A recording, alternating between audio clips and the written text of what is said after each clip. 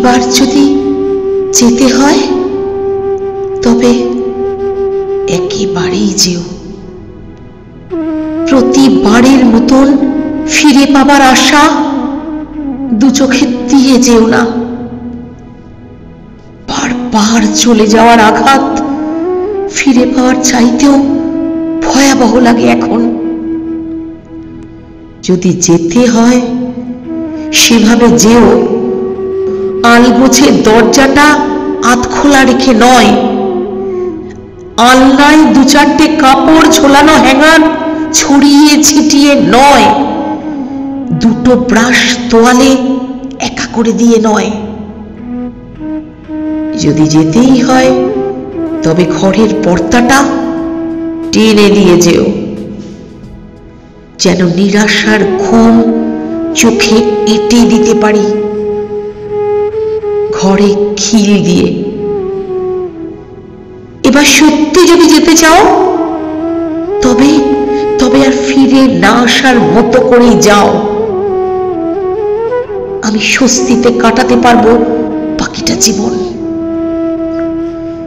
কৈফিয়তহীন ভাবে সারা শহর ঘুরে দেখব, সকালে সূর্যোদয় দেখতে পূব জানলায় এবং সন্ধ্যায় সূর্যাস্ত দেখতে পশ্চিম জানালায়।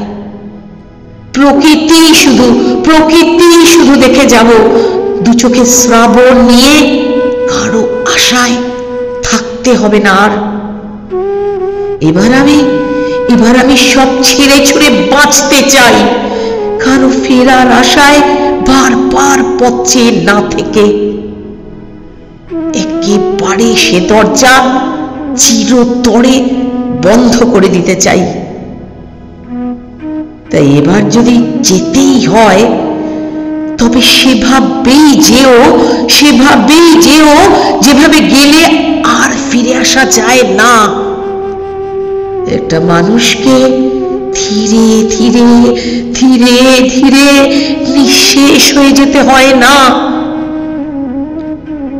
এবার যদি যেতে হয় তবে একেবারেই যেও, একেবারে যেও।